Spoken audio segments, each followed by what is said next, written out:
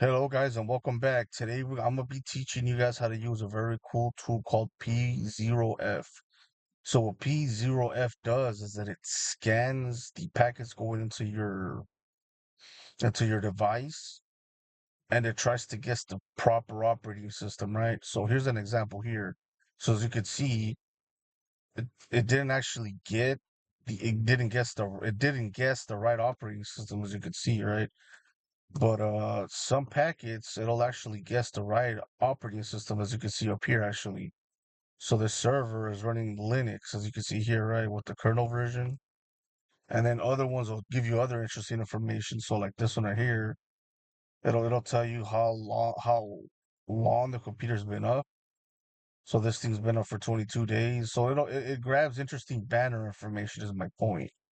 And knowing more about your target is a good thing because again, the older the system, the more vulnerable it is. And a lot of older systems, like for example, a server 2003 computer, can be vulnerable to like eternal blue attacks, blue keep attacks, which are remote code execution attacks, right?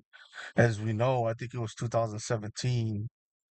I believe these attacks became public, or actually the tools themselves got into the wrong hackers' hands, which these tools actually were developed by the NSA, and there was a vulnerability in port 445, I believe, on the SMB program, and I believe it was Blue Keep or Eternal Blue. I'm not sure which of those two it is, and then you can actually find those exploits on Metasploit now, but they're all patched up, so they're pretty much useless. But they do work on older systems, which I've noticed, like a Windows 2003 server system, but it doesn't work on Windows 10 anymore. It doesn't work on the modern systems.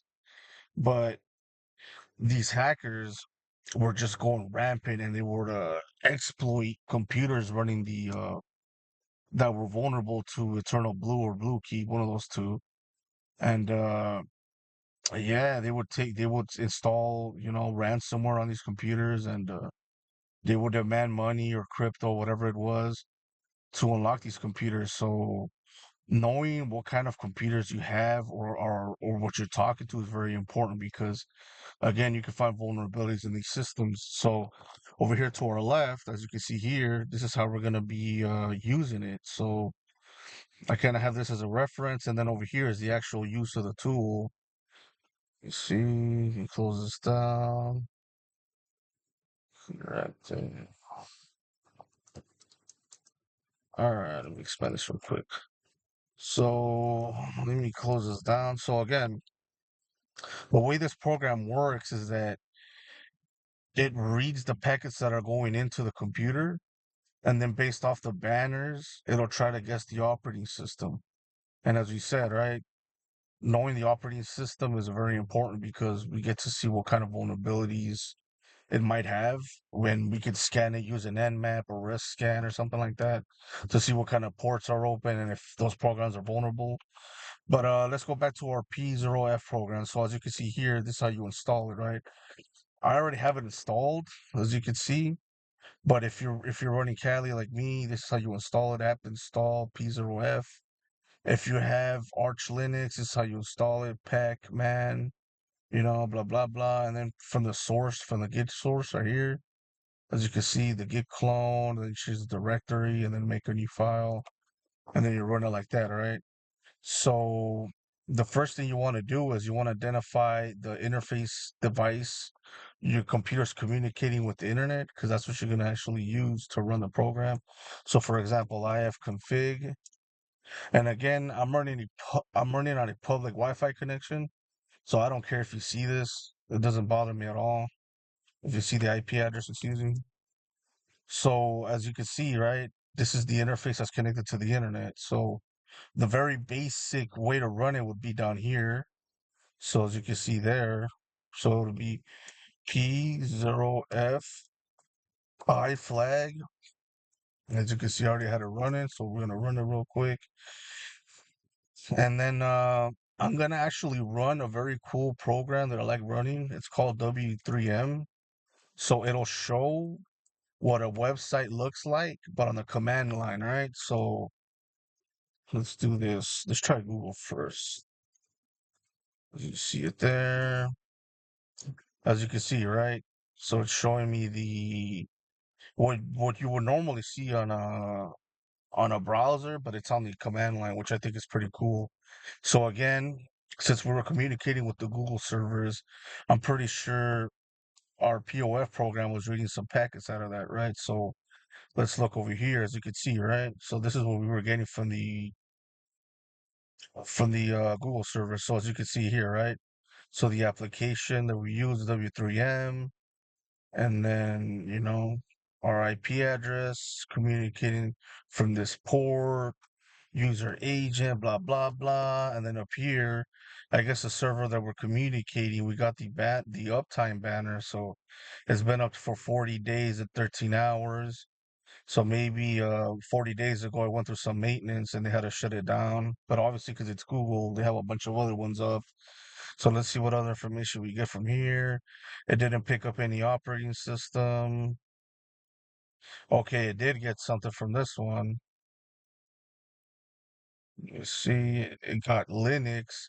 And I believe, if I'm not mistaken, I believe like 95% of the computers, I mean, servers running on the internet are some sort of Linux version, like some sort of Linux flavor. Maybe Ubuntu, Apache, something. So let's keep going. Let me see. Let's keep going up. If we have any more packets to see. I did use that. All right. I guess we don't got no more. Let's go visit another website. Let's see if we get more information. Let's see. Let's try yahoo.com. All right, there we go.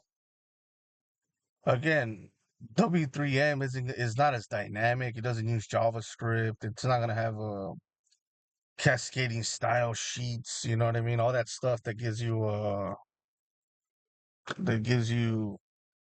like that cool looking finished website that you would see on a regular browser. So let's go back to our p0f program.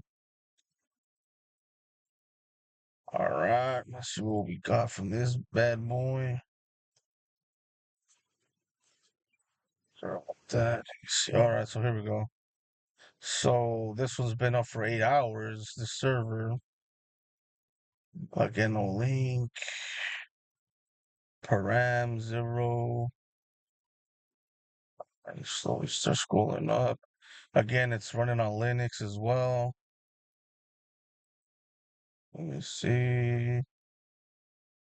If it's not Linux, I've noticed that it's a lot of Windows Server or IIS 10.0. So maybe like a Windows 10 Server Edition. So let me see. Going up, going up. Again, Linux again. I mean, yeah, I mean, I'm getting some good information out of it. I mean, the more you know about a target, the better, you have at cracking it. That makes sense. So let's try another one. What would be another legal target? Again, I'm using websites that allow penetration testing. Google's one of them, Yahoo's one of them. I believe Verizon's one of them. So let's do that. Verizon.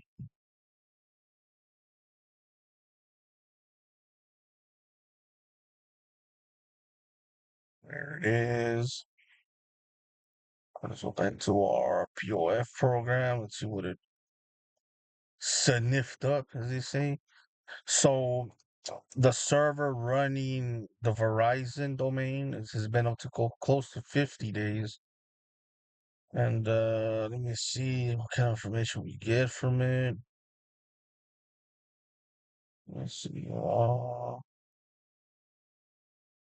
Again, the most important here, the thing here is the operating system.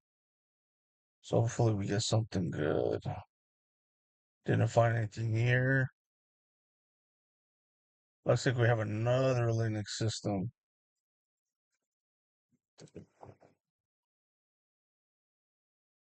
And there actually is a vulnerable Linux system, so it's always good to check the internet for vulnerabilities when it comes to the version. So I'm assuming this is the kernel version. So I mean, it could be anything. It could be again Ubuntu server, Apache. It could be something like that. So, but what I'm looking for is I'm looking for something interesting, like a Windows 2003, maybe a Windows XP server, something like that. I mean, the older the system, the better and easier they are to what's that? Exploit. So let's cancel this and let's try. Or let's try a curl and then what's another bug bounty program on top of my head? Curl. There we go. HTTPS. I believe you got to put the whole thing on this one. So, oh, Amazon. Amazon definitely has a bug bounty program. So let's do that one. Curl. All right. As you can see, it worked. It communicated. Normally, the I gets the headers. So as you can see, right? Server. And this is actually another way of getting system information using curl.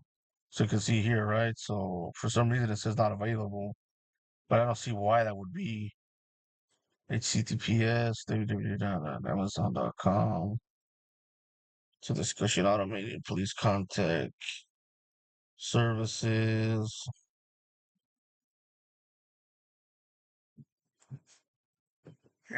Server content type.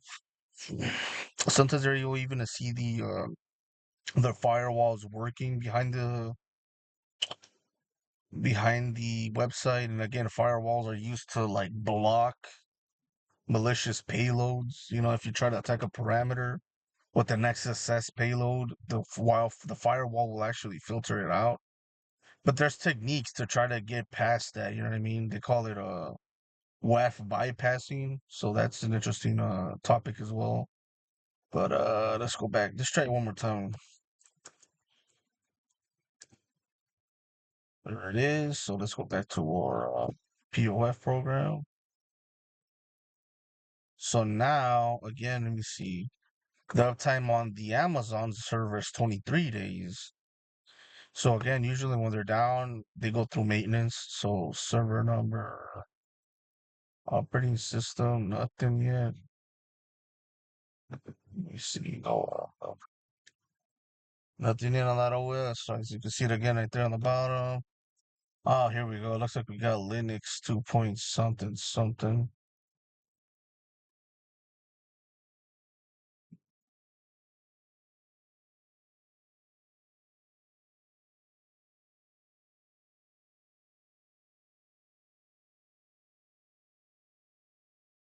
So yeah, I mean, I don't see nothing. So again, I mean, one thing that normally people like doing, honestly, is that they'll save the results on in this scan, and then they'll look for them later, right? They'll try to visit as much websites as they can, or communicate with as many targets as they can. So you can write a script that'll communicate with the port on the internet, and practically you can tell the computer, "Hey, I want you to communicate with every single IP address that exists on the internet." And I want you to communicate with them via the open port of 443. And if you leave a computer running like that all day, you'd actually get some interesting results. You know what I mean? You'd be able to filter out over here and find out what operating systems are running and find your target a lot easier like that. You know what I mean? That makes sense. All right, guys. Well, I wanted to show you this very cool program. I think it's very interesting.